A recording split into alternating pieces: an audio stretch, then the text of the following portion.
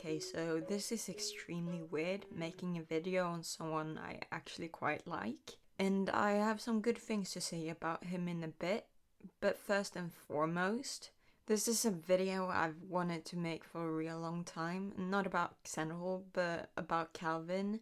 And I actually did make a video talking about how his ideology affected me negatively.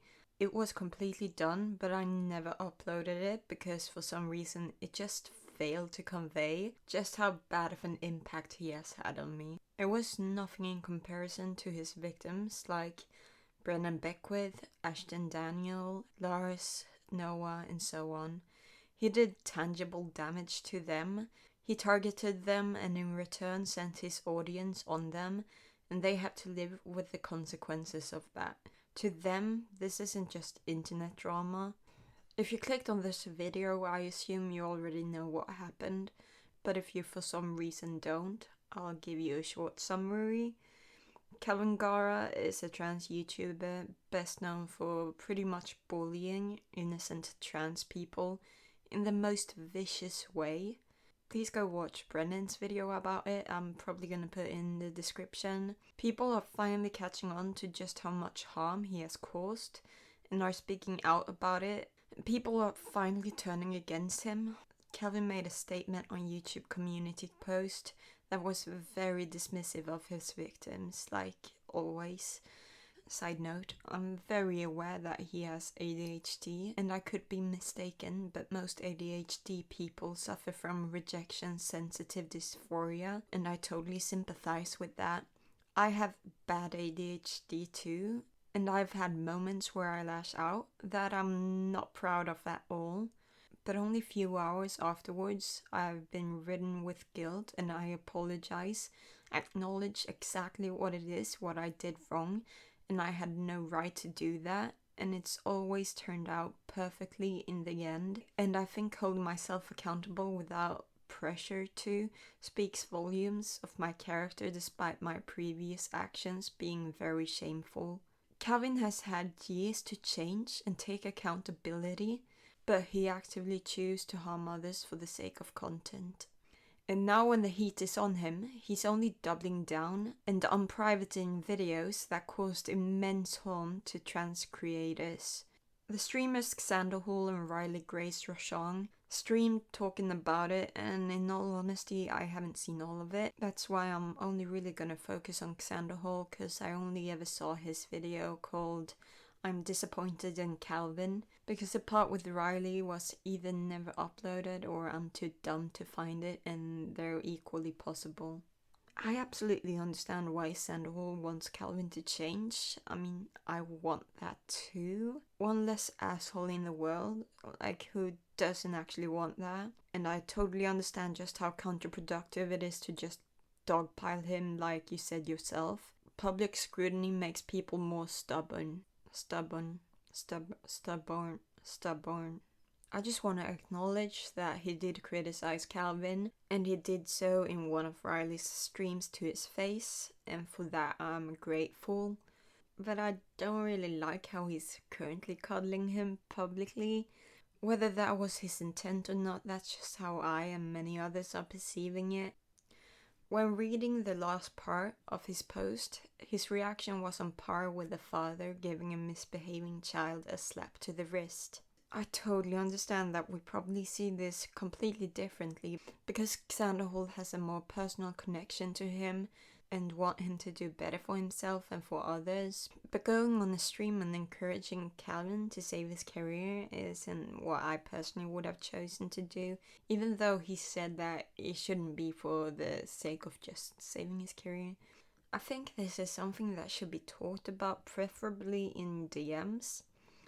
Like I said, I too want him to change, and not for the sake of coming back to YouTube, because his actions has had very real consequences to his victims, and their stories are out there, so I don't really agree with offering him a platform so you can change his mind and reward him for good behavior.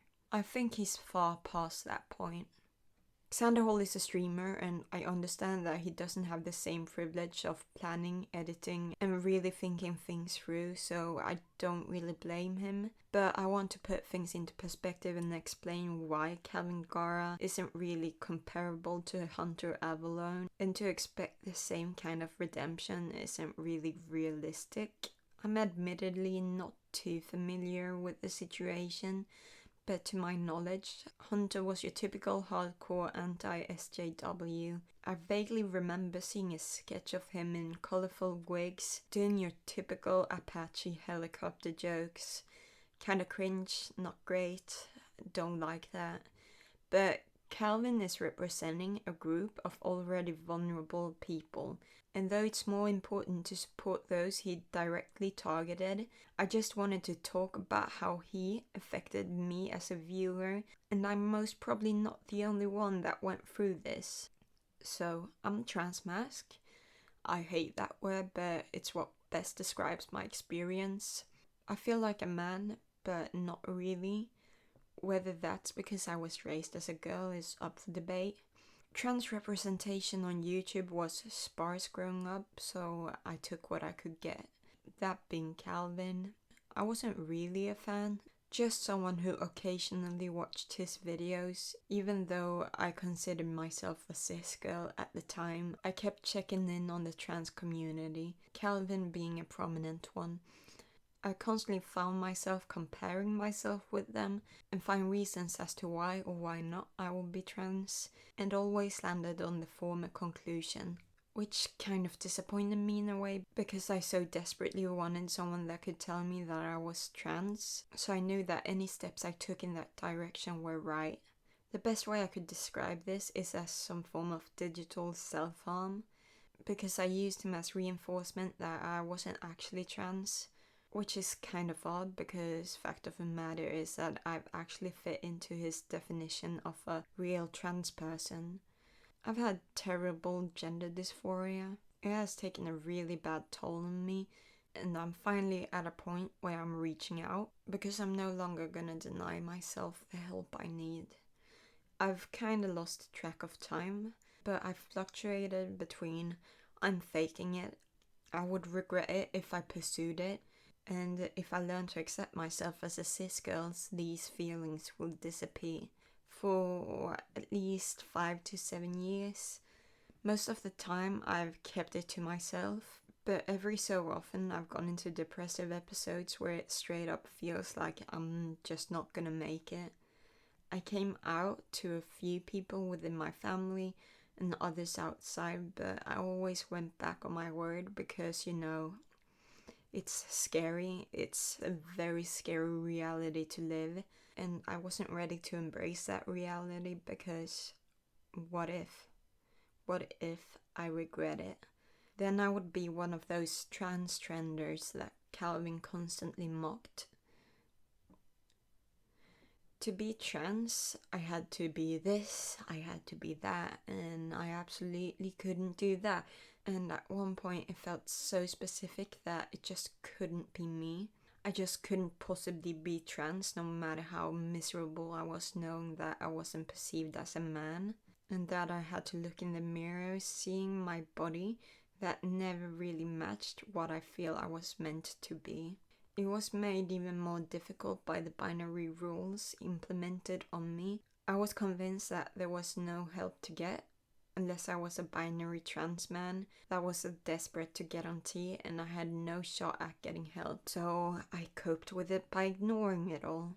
I just never thought they would help a non-binary little snowflake like me. And that kind of hurts because knowing that if I hadn't been influenced by Kalvin, I most likely would have had top surgery by now. Not that it's completely his fault, but influence, it's influence, y'all. But that's why Xanderhal's videos discussing gender has actually been very therapeutic for me, because I'm finally feeling seen, and I'm finally feeling as if it's okay not to fit into the binary. It's been helpful processing the internalized hatred from watching Kalvin's videos, ever since some private events opened the floodgates, and though it's still there, I have more courage now that I know my experience is very real and there's nothing wrong with me. I finally told my therapist about how I'm non-binary and have a strong desire for medical transition, and I couldn't help but shed a couple of tears. It was very awkward because I really hate crying around people, so I was like restraining myself really badly and kept my face straight while the tears just rolled down my face, and we just kind of pretended like I wasn't in fact crying. But I remember in the moment being absolutely terrified because I didn't know their position on this. They might be a therapist, but I remembered all the times Kalvin has said that there's a lot of people that agrees with him behind the scenes, but are too afraid to come out about their true scum ideas. I'm sure it's true too, and that is the scary part. That being said, do I personally think he deserves a platform? No, I don't. I'm not comfortable seeing someone have that much influence when they have no problem making videos that actively harms people without stepping back and realizing that what they did was shitty and actually holding themselves accountable. Now, being a transmedicalist in and of itself isn't irredeemable. I've been one myself, but what makes me really think he's undeserving of a platform is that he's able to make videos public that he very much knows has harmed others.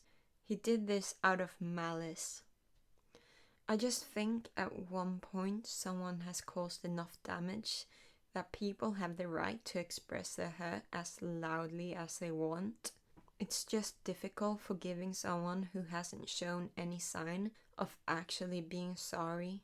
That being said, whether I think Kalvin deserves his platform or not doesn't actually matter in the grand scheme of things, because at the end of the day he's probably gonna keep his channel and people will have forgotten depending on how things go, unfortunately. All I'm asking, or rather requesting, of Xanderhal and possibly Riley is that they don't invite him over onto their platforms to have debates and turn this into a whole public ordeal. For the sake of everyone he has hurt, you can talk to him privately, you can try and undo the damages and change his mind privately, but I don't think many of us can even begin to imagine just how much of a mental toll it would take on someone seeing their bully having the privilege of getting platformed and redeem themselves in the eye of the public, but never to those he actually affected. If anything, please amplify the voices of those hurt. Let others know how badly transmedicalism and his actions hurt them, so viewers know exactly what they would be forgiving him for.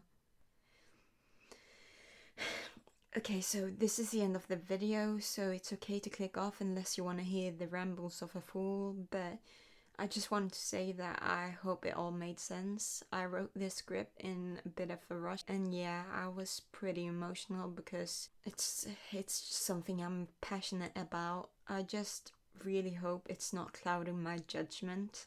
And if I sound tired, it's because I am. I recorded this in the middle of the night, so I'm quite soft-spoken. But like this video if you agreed with what I had to say, and if you're not already subscribed, then I suggest you do so. I have some other more chill content on the way. I did a video where I rank trans headcanons, which I look forward to editing. And if you stick around long enough, you just might catch me lose my marbles and watch me make a video shaving my head and talking about my feelings. Alright, love you. Bye.